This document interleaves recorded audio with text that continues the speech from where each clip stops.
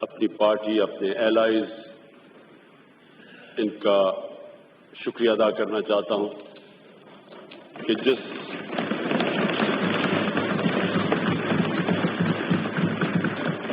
جذبے میں انہوں نے یہ بجٹ پاس کروایا.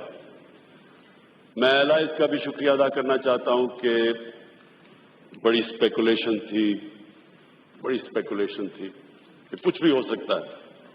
بجٹ سے ایک رات پہلے کوئی ٹی وی اگر دیکھ رہا ہوتا تو سمجھتا کہ حکومت کی آخری دن ہے. لیکن میں اپنی خواتین کا خاص طور پہ شکریہ ادا کرنا چاہتا ہوں.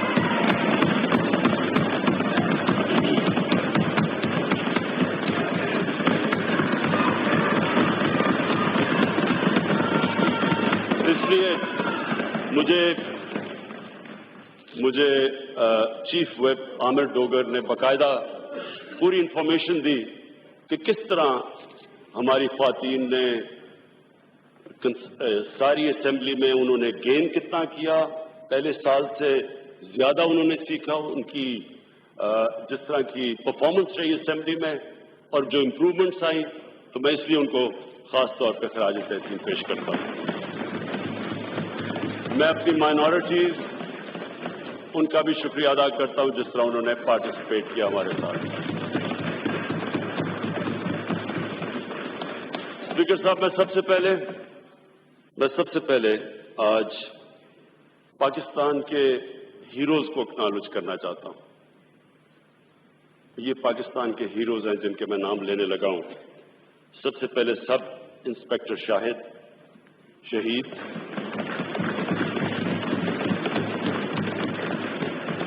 اور اسٹاک ایکسچینج کے 3 سیکیورٹی گارڈز افتخار، خدا یار، حسن علی. اور مجھے افسوس سے کہنا پڑتا ہے کہ حسن علی، ان کی جو بہن کو پتا چلا کہ وہ شہید ہو گئے تو ان کو بھی ہارٹ اٹیک ہوا اور وہ بھی اس دنیا سے نکل گئی. تو میں ان کو آج اس لیے خراج تحسین پیش کرتا ہوں کہ یہ بہت بڑا انہوں نے قربانیاں دے کے ہماری سیکورٹی مقابلہ کر کے ایک بہت بڑا سانیہ جو کہ بڑی پلاننگ سے ہمارا ہمسایہ ملک ہندوستان پاکستان کو ڈی اسٹیبلائز کرنے کے لیے انہوں نے بڑا پلان بنایا ہوا تھا.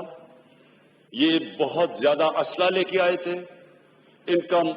ان کا صرف ایک ایم تھا کہ اسٹاک ایکسچینج کے اندر جا کے اور وہاں ان کو ہاسٹیج رکھتے. اور جو ایک دفعہ ممبئی میں بہت بڑی دہشت گردی ہوئی تھی، بالکل اسی طرح کا پلان تھا کہ اسٹاک ایکسچینج میں بھی یہ وہی کرتے، اسی طرح بے قصور لوگوں کو قتل کرتے اور ایک ملک میں ایک فضا بناتے انسٹیبلٹی کی، انسرٹنٹی کی. یہ پلان ہمیں کبھی کوئی شک نہیں کہ یہ ہندوستان سے ہوا ہے. پچھلے 2 مہینے سے میری کیبنٹ جانتی ہے، میرے کیبنٹ منسٹرز کے میں نے اپنی کیبنٹ منسٹرز کو بتایا ہوا ہے کہ ہماری جتنی بھی ایجنسیز ہیں ہائی الرٹ پہ تھی. ہم نے کم از کم 4 بڑے جو اٹیمپٹس تھے دہشت گردی کے، ان کو ہم نے ہماری ایجنسیز، انٹیلیجنس ایجنسیز کی وجہ سے ہم نے پہلے ان کو پری ایمپٹ کر لیا، اور 2 اسلام آباد کے ارد گرد تھے. اس کی پوری ہماری تیاری تھی، اور یہ میں اللہ کا بھی شکر کرتا ہوں کیونکہ جتنی بھی آپ کی تیاری ہو اس طرح کے کو پوری طرح آپ روک نہیں سکتے.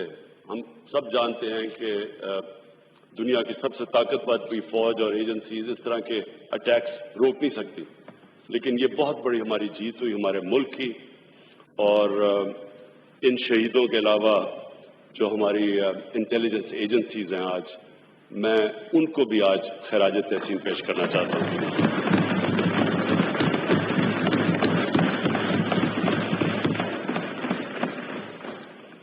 میں اس بجٹ سیشن میں بڑی تقریریں ہوئی، ہر قسم کی اپوزیشن نے بھی تقریریں کی، اس کے اوپر میں بعد میں آؤں گا. اپنی جو میری فائنانس ٹیم تھی، میں جانتا ہوں کہ یہ کتنا مشکل بجٹ تھا. سمپلی میں آپ سب کے سامنے رکھتا ہوں کہ ہمارا ہوا کیا کہ ہم نے 5,000 अरब रुपया इकट्ठा करना था। वो रिवाइज हो के हमारा थोड़ा सा नीचे आ गया 4,900 अरब। ये हमारा FBR का टारगेट था और इस टारगेट पे हम जा रहे थे। 17% कलेक्शन हो रही थी, जो कि 4-5 साल में सबसे ज्यादा कलेक्शन थी। जैसे ही कोविड आया और इसका जो लॉकडाउन का जो असरात हुए, अब वो सिर्फ पाकिस्तान ही नहीं, आप सारी दुनिया में आप देख रहे हैं कि किस तरह का धमाका सारी दुनिया की इकोनॉमी के ऊपर किस तरह के असरात आए। तो हमारी जो डायरेक्ट हमें नुकसान हुआ कि हमारा जो रिवाइज टारगेट आया, जो हमने 4,900 अरब इकट्ठा करना था, वो अब आ गया 3,900 अरब, यानी 1 ट्रिलियन रुपया हमारी शॉर्टफॉल आ गई। ये अब की है शॉर्टफॉल। ये समझना है आपने कि ये जो शॉर्टफॉल है ये अभी तक की है, क्योंकि इस वक्त पूरी तरह लॉकडाउन का जो इम्पैक्ट है ना हम मेजर कर सकते हैं, ना दुनिया में कोई मुल्क कर सकता है, क्योंकि कभी इस तरह की चीज हुई नहीं कि पूरा तरह इकोनॉमी बंद कर दी जाए, लोगों को घर में बंद कर दिया जाए। इसका कोई मिसाल नहीं है। तो इसके जो असरात हैं अभी तक पूरी तरह लोग नहीं समझ रहे।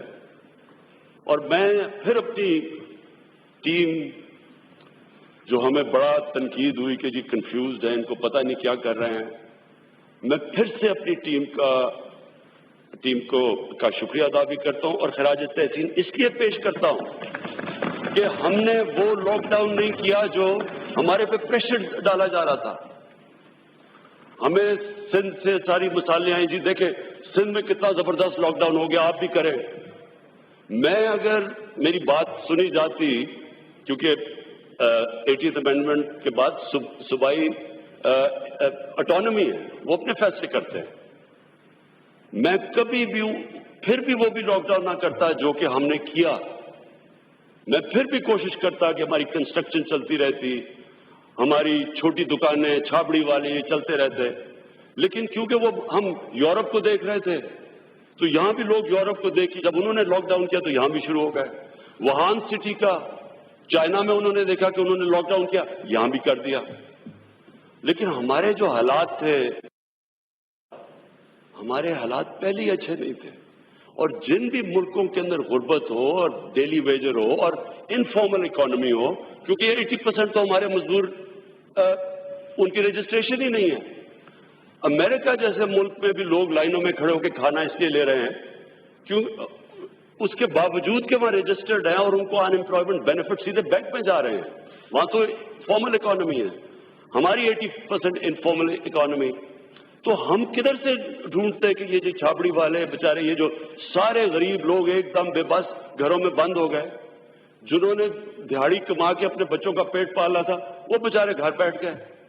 और जब मुझे तनकीद हो रही थी कि जी आप भी बंद करें, जिस तरह ये हिंदुस्तान में हुआ और ये जिस तरह सिंध में किया गया, तो स्पीकर साहब लोगों से अगर पूछें उन दिनों के अंदर, ये गरीब बस्तियों में जब जाते थे, गाड़ी जब जाती थी, गाड़ी के ऊपर हमला हो जाता था, लोग गाड़ी को अटैक कर देते थे, भूखे लोग थे बेचारे। तो शुक्र है हमने ये प्रेशर भी बर्दाश्त किया, फैसला भी किया कि हमने कंस्ट्रक्शन खोल लिए, अपने अपनी जो SOPs के साथ हम इकोनॉमी खोलते रहे। हम सबसे पहले थे इसमें। आहिस्ता आहिस्ता आज जो दुनिया मान गई है कि सिर्फ एक ही तरीका है कोविड का मुकाबला करना, और वो है स्मार्ट लॉकडाउन। आज दुनिया ये एक्सेप्ट कर बैठी है। और मैं फिर से कि हम माशाल्लाह हम पहले थे, कंफ्यूजन हमारे में नहीं थी, कंफ्यूजन उन्हों में थी जिनको जिन्होंने कभी पाकिस्तान के गरीब इलाकों में नहीं कोई गया। इन्होंने जो लोग कह रहे थे जी लॉकडाउन करो, उन्होंने कभी यहाँ कच्ची बस्तियों में नहीं गए, गरीबों की बस्तियों में जाके देखे तो 8-8 लोग एक कमरे में हैं, उनको आप लॉकडाउन कर दें। जो बेचारे दिहाड़ीदार थे वो किधर से वो अपने बच्चों का पेट पालते। और हम बचे, एक तो हमने जल्दी खोला, और दूसरा मैं आज सानिया नश्तर को इसलिए खराज तहसीन पेश करता हूं कि जिस तरह उन्होंने इतने थोड़े वक्त में इतना ज्यादा पैसा اور اتنی شفافیت سے ڈسٹریبیوٹ کیا. کوئی اس کی مثال نہ پاکستان میں ملتی ہے، نہ کسی بھی آپ دنیا کے ملک میں دیکھ لیں جدھر انفارمل اکانومی ہے، کوئی اس کی مثال نہیں ملتی، جس کی وجہ سے آج ہمارے اتنے برے حالات نہیں ہیں. لیکن اس کا یہ نہیں مطلب کہ آگے ہمارے برے حالات، یہ جو لاک ڈاؤن ہے اس کی وجہ سے آئیں گے نہیں، کیونکہ سارا سروس سیکٹر متاثر ہے اس سے.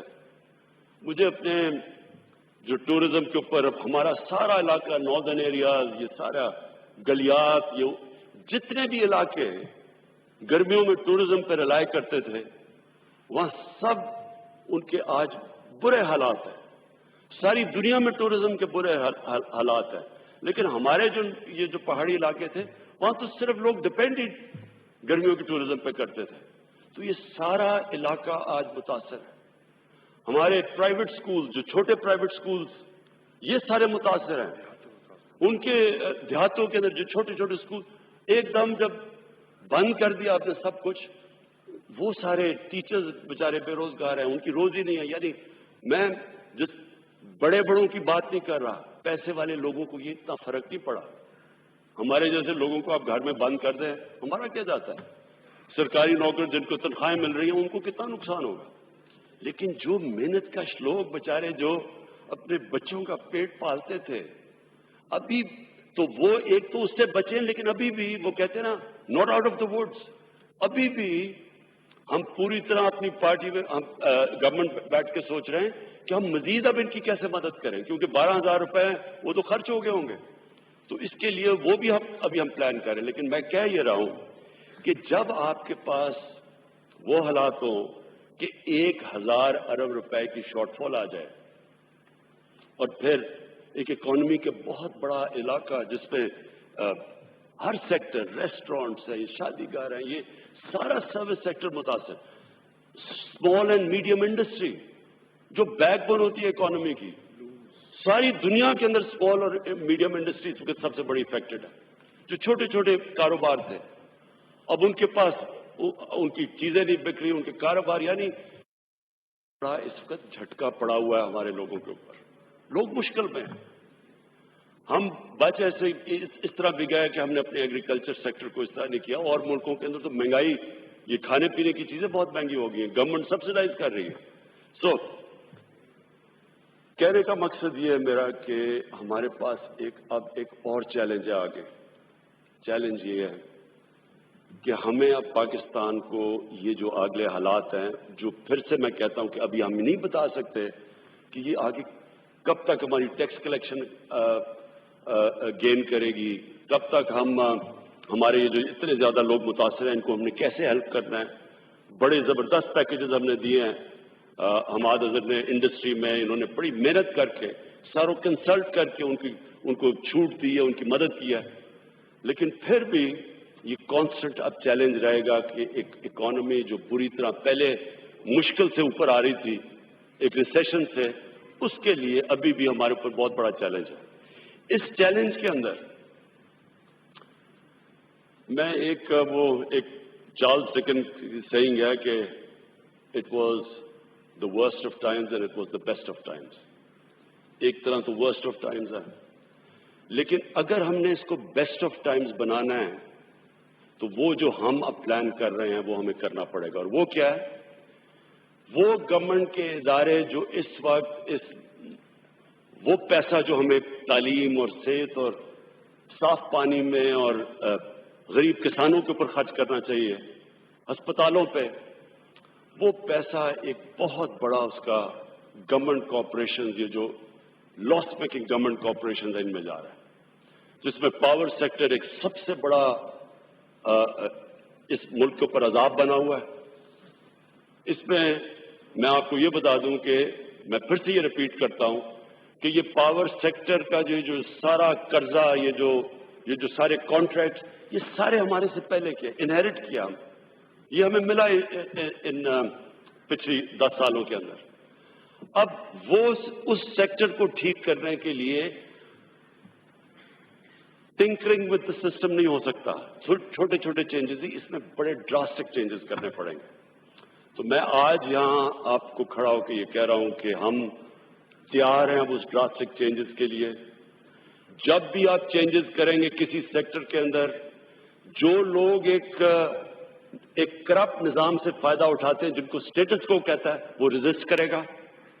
لیکن اس گورنمنٹ کی اب وہ ہمارے پاس چوائس نہیں رہ گئی کہ ہم جب بھی ہم چینج کریں گے. مثلا پی آئی اے میں، اب پی آئی اے کے اندر دیکھیں یہ جو ہوا ہے، یہ جو چیزیں سامنے آئی ہیں، یہ وہ ایئر لائن تھی جو دنیا کی، ہماری زندگی میں دنیا کی ٹاپ ایئر لائن تھی. فخر ہوتا تھا پی آئی اے میں جا کے.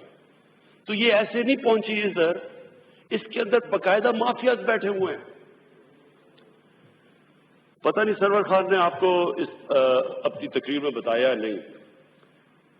اسپیکر صاحب، 11 سالوں کے اندر 10 چیف ایگزیکٹو پی آئی اے کے ہٹائے گئے ہیں. پی آئی اے کے اندر سے کیسز کر کے ان کو ہٹایا گیا. 10 چیف ایگزیکٹو 11 سالوں میں. ہم نے جو ابھی جو ہمارے چیئرمین ہیں اس وقت پی آئی اے کے، 5 مہینے انہوں نے کیس کر کے ان کو گھر بٹھا دیا جب وہ فائنلی کیس جیتا گیا. یعنی میں سمپلی بات کرتا ہوں، کون سا دنیا کا ادارہ چل سکتا ہے جدھر 11 سالوں میں 10 ان کے ہیڈز بدل جائیں. آپ نے اگر کیونکہ میرا تجربہ ہے، ایک کرکٹ ٹیم کو بھی تباہ کرنا ہو، اس کے 10 کیپٹن بدل دے 11 سال میں، وہی بیٹھ جائے گی. کوئی بھی دنیا میں ادارہ نہیں چل سکتا. تو یہ پورے مافیاز بیٹھے ہیں، اور ان کو میں آج اپنی قوم کے سامنے کہہ رہا ہوں کہ جب تک ہم اب یہ ریفارم نہیں کریں گے، یہ پاکستان کی ناگزیر ہو چکی ہیں. یہ ہمارے لیے اب آپشن نہیں ہے کہ فلانا اسٹرائک کر دے گا جی، وہ فلانے مل کے آپ کے آ جائیں گے جی، گھر آ جائیں گے جی، آپ مان جائیں باتیں. یا یہ ملک جدھر آج ہے، ہمیں یہ ریفارم سارے ادارے، اور میں اداروں کا بات یعنی پاور سیکٹر کے اندر جو ادارے ہیں، پی آئی اے، ریلویز، یہ سارے لاسز ہیں. اسٹیل مل کا 8 ارب روپیہ اسٹیل مل میں سرپلس پڑا تھا 2008 میں.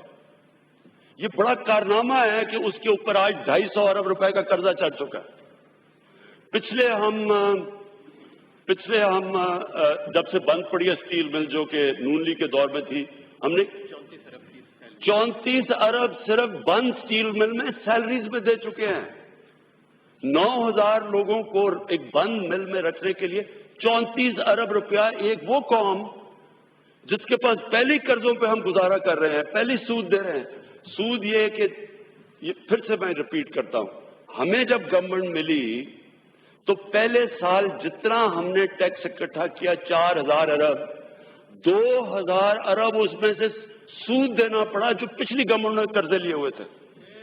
تو اس مقروض ملک کے اندر آپ یہ سوچیں کہ ہم یہ اربوں روپیہ دے رہے ہیں ایک بند مل پہ، اور پھر وہی کھڑے وہ جنہوں نے اس مل کا، جس پیپلز پارٹی کے دور میں اس کا 8 ارب سرپلس سے جو اس کا دیوالیہ نکلا تھا، وہ آگے سے کہہ رہے ہیں مزدوروں کو نہیں اٹھا رہا، کیونکہ انہوں نے اندر گھسائے ہوئے ہیں.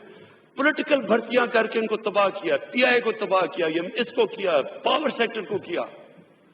اب یا تو ہم ریفارم ہوں، یہاں میں آج ساری اپنی قوم کے سامنے کہہ رہا ہوں کہ جب تک ہم اب ان اداروں کو ٹھیک نہیں کرتے اور ان کے اندر جو مافیاز بیٹھے ہوئے ان کو ٹیک آن نہیں کرتے، ہم بجائے بیسٹ آف ٹائم اگر ہم نے ٹھیک کر دیا تو یہ ہمارے بہترین ٹائم آ جائے گا، آگے اچھا وقت ہے.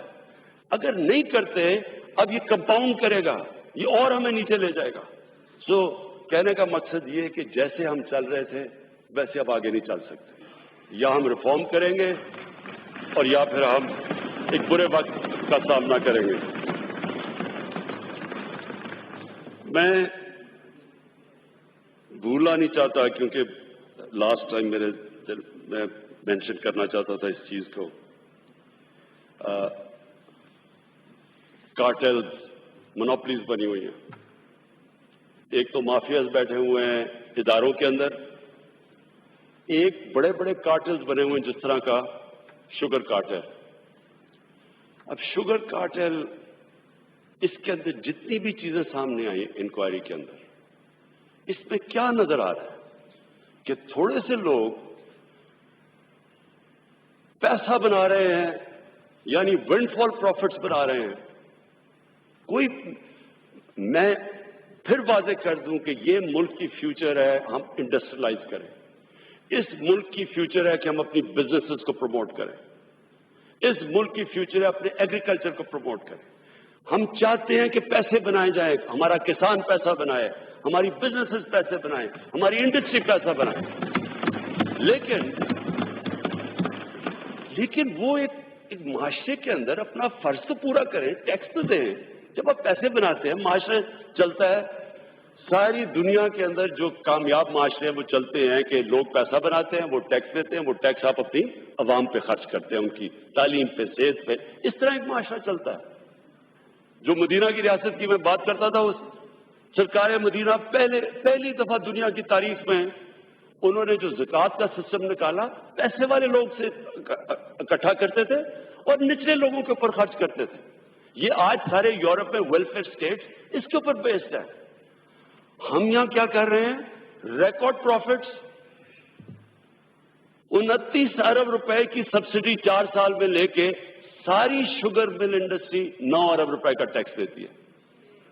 اس کے علاوہ مہنگی چینی, لوگوں کو مہنگی چینی مل رہی ہے. اس کے علاوہ ساری جو ریگولیٹرز تھے جن کا کام یہ روکنا تھا, چیک کرنا تھا, اس کو کارٹلائزیشن کو چیک کر, وہ ساتھ ملے ہوئے تھے. ان کے ایف بی آر کے لوگ ساتھ ملے ہوئے ہیں, کمپٹیشن کمیشن کے لوگ ان کے ساتھ ملے ہوئے ہیں. کمپلیسٹی تھی. اور لوٹ کون رہے ہیں, کس کو لوٹ رہے ہیں؟ پاکستانی گورنمنٹ کو اور پاکستانی عوام کو اور بیچارے ہمارے کسان کو. یہ اسپیکر صاحب ہر جگہ ہو رہا ہے. اور یہ ہماری گورنمنٹ کی مشن ہے. ہماری مشن یہ ہے کہ ہم نے اس ملک میں, جب ہم کہتے ہیں انصاف کا نظام, عدل اور انصاف, وہ مطلب ہی یہ ہوتا ہے کہ جو محنت کرتا ہے وہ پیسہ بنائے, لیکن اپنا عوام اپنا جو شیئر ہے وہ دے, تاکہ ہم نچلے سے لوگوں کے اوپر خرچ کر کے اوپر اٹھا دیں.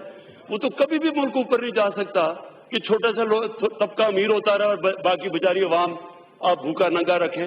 کوئی بھی آج تک ملک ترقی نہیں کر سکا. تو یہ سارے کارٹل, ان سب کو میری یہ مشن ہے کہ ہم ان ساروں کو قانون کے نیچے لے کے آئیں.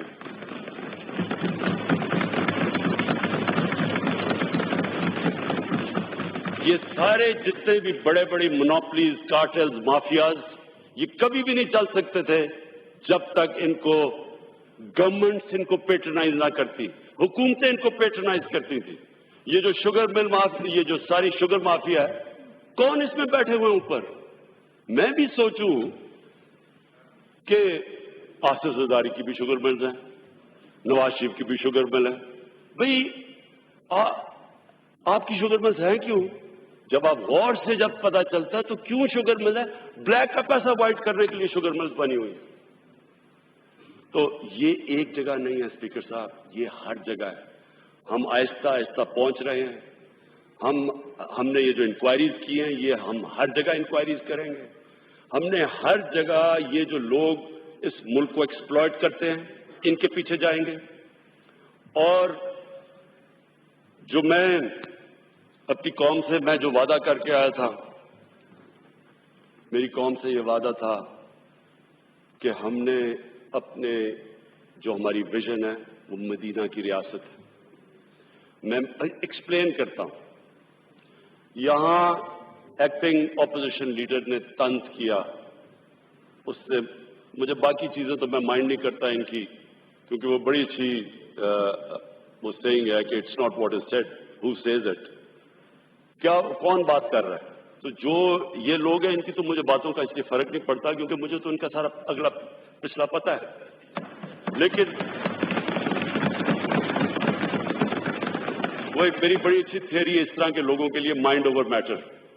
کیونکہ میں مائنڈ نہیں کرتا یہ, کیونکہ یہ میٹر نہیں کرتا ہے, اس لیے مجھے اس کی فکر نہیں ہے. لیکن اس نے جو طنز کیا بڑا عاشق رسول بن گیا.